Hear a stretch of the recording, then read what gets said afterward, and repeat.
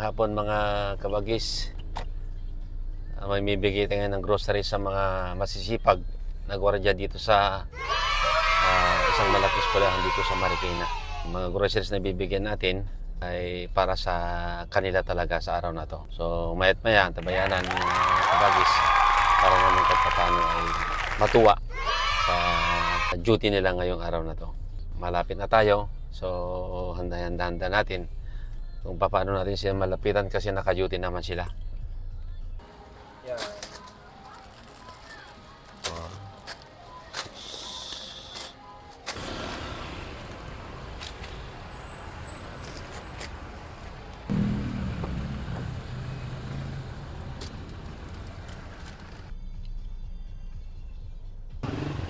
Ang gwardiya natin abala sa pagta-traffic. Mga isang gwardiya natin na tutulungan dito ngayon at bibigyan ng grocery. Ito, yung mga masisibag at magigiting na gwardiya. Kumusta ka, 59? Sir, medyo napapagod na, medyo mahirap ang trabaho talaga pag nasa highway. Bakit ka mo nakailang oras ka na? Bakit nakakapagod? Simula sir, kaninang umaga, mga bandang 5:30, on duty na tayo. Tapos anong oras ka ngayon uuwi? Pahinga tayo sir, mga 5:30 ng hapon sir.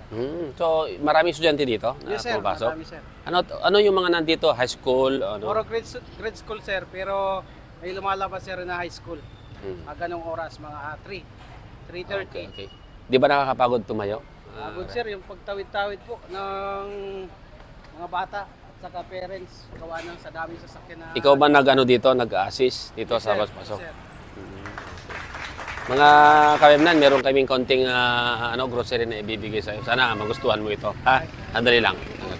Galing ito kay Rex Adventure. Sana magustuhan mo. Thank you po. Sana po madami po kayong mabigyan ng mga katulad kong 5'9" na naka-on duty sa araw na ito.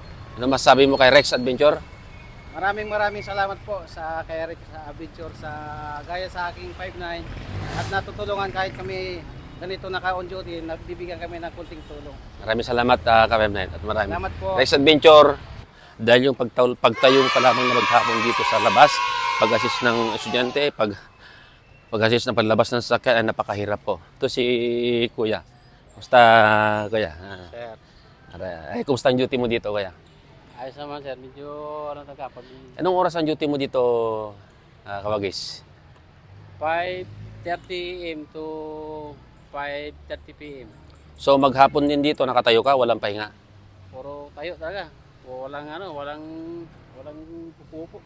Naka-merienda ka na kanina? Hindi pa nga eh. Mukhang tayo, medyo stress na maghapon, ano? Talaga, Mahirap bang trabaho ng isang gwardiya? Talaga sir, hirap talaga talaga sir.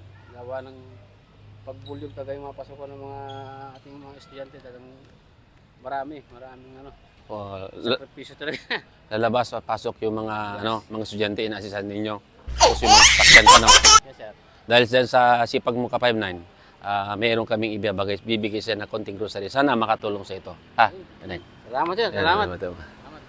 Ito, galing pa ito kay Rex Adventure. Ha? Thank you. Follow and likes my page sa Kabagis. Follow Sana natin si Sir Rex Adventure. Adventure. Ito, na naka-duty sa naka-duty ito sa loob at nag-assist sa mga estudyante palabas papasok sa eskwelahan. Talaga ay mamibigay po ng grocery sa ito. Ha? Maraming salamat Kabagis kung nagustuhan mo ito, ha? Sige po, salamat po. Mag-iingat po sa duty, ha? Salamat. Okay, thank you. Bye-bye. Start dito ng agency ninyo. Sir, December 12, 2024. Hindi ka na. Yung mga dito, yung mga dumadaan na estudyante, yun? Kailangan may ID. Naman, walang upuan dito, kundi tayuan talaga. Kung sino man nagsasabi talaga na may trabahong tamad ang isang security ay hindi po totoo yun. Dahil sa pagtayo mo pala maghapon, napakahirap na po tumayang maghapon dito at mag-assist ng estudyante ng palabas at saka papasok. Sa mga karib natin dyan, kumusta po kayo?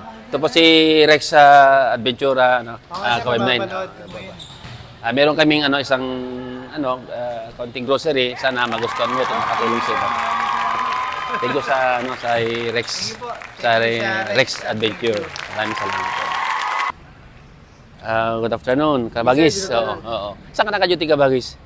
Dito sir, Dito, anong oras ka nag-umpisa sa pag-duty dito? Ano po sir? Bali, nung nakaraan po, nung panggabi ako, 6 to 6. Ngayon, Oo. Opo, tapos ngayon po, 5:30. Tapos 5:30 ng hapon. 5:30 ng umaga, 5:30 ng hapon sir. trabaho ng isang gwardiya. Dahil sa kasipagan mo, kuya, kabagis, masibag at matyaga sa trabaho dito sa ano, sana yung agency mo ay din tulungan ka kahit papano sa at binigyan ka ng duty dito, no. Meron kaming kaunting ano dito sa grocery, sana magustuhan mo ito, kabagis. Sana ha. Anong oras ang ano mo? Alas 6 sir. Alas 6? Opo sir. Diba? Di ba mahirap tumayo dyan sa pwesto mo? Ano naman po sir? Mahirap naman pero Kinakaya, no? Di ba masakit itong mga paa pagkalas 12 hours ka na naka-duty dyan? Minsan sir. Minsan? Masakit. Sarap. Pero tinatagaan na lang. Meron kaming ano kabagis kaunting grocery para ibigay po sa inyo. Sana magustuhan mo to ha. Ito, galing to kay Rex Adventure sa vlog ha. Maraming salamat. Salamat po sir. Thank you po. Thank you, Karimnan. Bye-bye. Okay. Saan ka naka-duty? Sa gito ako, sir. Okay. Ilang oras ang duty mo dito? 12 hours din? 12 hours, sir. Anong oras ang pasok mo sa umaga? 6 a.m., sir. 6 a.m. Tapos sa hapon, anong oras mo? Ako ko sa 6 p.m., sir. Di ba mahirap trabaho sa security? Sobra, sir. Pero tiis-tiis lang, sir. Kailangan, eh. Bakit? Para sa pamilya, sir, eh. Okay. Mabuti nakakatyaga ka sa trabaho bilang gwardiya. Oo naman, sir. Mahal ko naman yung trabaho ko, sir. Ito lang naman yung nagkakakitaan ko, sir. Kundi sa trabaho na para sa pamilya. Yes, sir. Sabi nila, di ba, yung ibang napagsabi ng trabaho na bilang gwardiya ay parang tamad ba? Agree ka ba doon? Ay, hindi, sir. Kaya kasi, Bakit?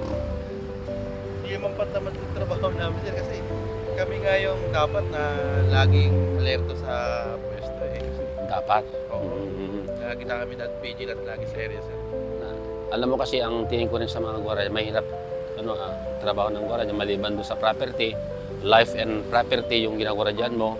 Meron ka pang ginagawa dito na nag-a-assist sa mga estudyante na labas-papasok, maliban po sa estudyante na labas-papasok, pati yung sakit assistant. So, walang pahinga talaga pag gwardiya talaga. No? Yes, sir. So, believe ako dyan, kuya, sa pagtsatsaga mo, kasipagan mo, pagmamahal mo sa trabaho at saka sa pamilya mo. Dahil dyan, kabagis, meron akong kaunting groceries. Sana magustuhan mo ito, ha? Thank you, sir. Thank you, kabagis. Maraming salamat sa muli nating pagkikita. Thank you, sir. Bye. Thank you, sir. Bilang taga Pagmatiyag sa nasasakop ang lugar, tirahan, o kahit saan man, kailangan kung nasa tungkulin ka, maging masipag, matyaga at higit sa lahat, matatag. Maraming salamat. Ito po si Rex Adventure.